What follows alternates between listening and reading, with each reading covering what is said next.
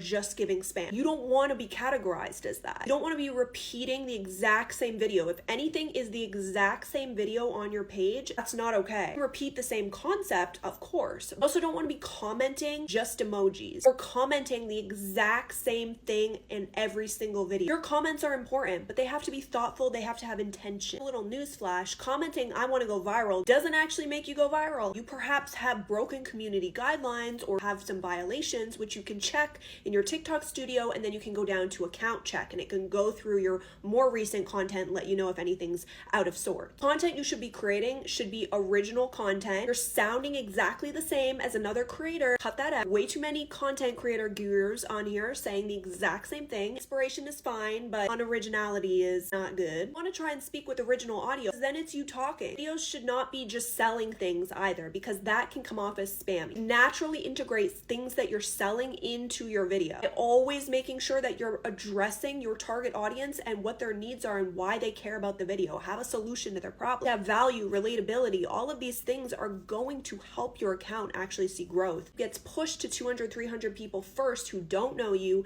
and you start off by saying, "I'm doing this," or "Get ready with me while I do this," and they don't know you. It's hard for them to connect. Try and pivot that language so that it's about the viewer and not just about you. There is one thing that I need to tell you. It is repost your old content, as well as reposting other people's content in your niche. This one little move can completely change your reach and skyrocket your content to the For You page. Don't believe me? I tried it with 3 different pieces of content. I had a piece of content not do so well. I reposted it and it exponentially grew. Not only that, but the content that I reposted of other people in my similar niche space using the new feature of adding your own note made me a part of the conversation and built me more credibility. I'm going to get into exactly what you need to be doing before you post your next video. Guys, if you need extra help, go book a social media audit or a one-on-one with me in my bio. One of my clients was stuck at around 500 followers, and after our one-on-one call grew to over 75,000 followers in less than a month. You post content and it flops, so repost it. I don't mean delete it and put it back up, because community guidelines are so strict, it's not going to let you do that. Even if the content is completely off the platform and then it goes back up, you don't want to be doing that. So instead, delete, re-edit your video, make sure that your hook is strong, make sure that you're speaking to the camera and not using a trending sound, make sure that you have a little on-screen title that actually provides intrigue, not just something vague like OOTD. Put it back up, honey. You only have limited time after you post. Go back in and re-edit what you need to re-edit. You can only do it one time, so don't screw up. And be reposting other people's content in your similar niche space, and not just because you want to give engagement because you think you're going to get engagement. No. Make sure it's actually relevant to your content and you really like it. Use the new repost feature where you can add a note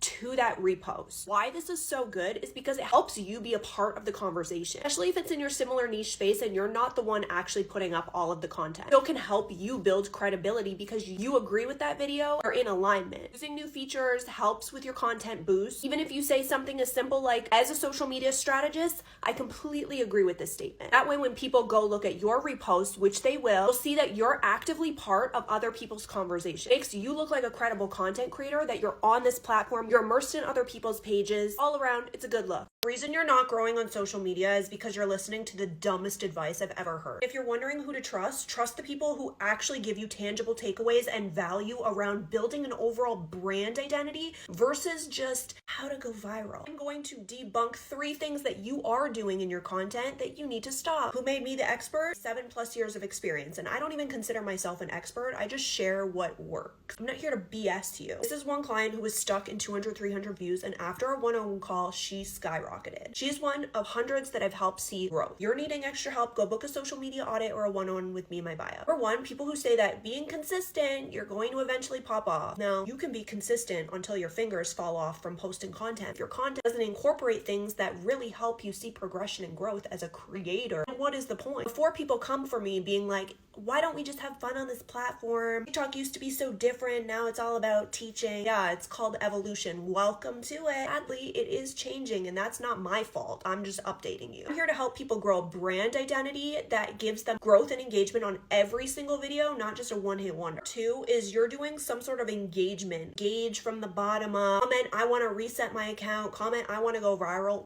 Saying you want to go viral is not how you go viral. Content is how you go viral. You typing in the search bar, "I want to go viral," so that the algorithm sees that you want to go viral, If anyone is telling you that, immediately unfollow them. That is quite literally the dumbest advice I've ever heard. Your content performs based on value, relatability, how you come off, how you present yourself, about not being part of the saturation of millions of others doing the same thing. Or 3, you're just doing some sort of trend. You're not having context, connection, listening to people say, use the grid feature or post to your story without having any actual value, tangible takeaways on why that would be good, what you could be doing to see progression and growth. Not to say that trends can't pop you off, but who wants a one-hit wonder when we could have consistency on every single video and a conversion of followers? We're using all these trends and we're not building community. What exactly are we doing if we are trying to monetize or build something with our page? We're just here to have fun, then continue doing that. You don't need to take offense to this. If you're editing in CapCut and then posting on TikTok and you're noticing that your engagement flops, I'm going to give you some critical tips that are going to help boost your engagement and reach when you're editing off the platform. TikTok loves when creators use its features and functions, similar to Instagram, how it has edits. TikTok has a lot of in-house editing features. I film and edit almost every single video in TikTok itself. I realize that it's not the most easy platform to use when it comes to editing features, etc. You don't want your content to stay in 200, 300 views when you're doing something like this. You need to save this video and take notes. If you need extra help, go book a social media audit or a one-on-one with me in my bio. I can get you out of low views. I help hundreds of clients. One of my clients was stuck at 500 followers and grew to over 75,000 followers in less than a month. When you import, export, sometimes things get jumbled. And with SEO strategy being so prevalent on TikTok, filming and editing in the app of TikTok is your best bet. If we're on CapCut and we're bringing it over, we have to do a few things. Number 1, we want to bring it over without using any on-screen title or captions so that we can put those captions and on-screen title using TikTok's text. This way, at least we're somewhat complying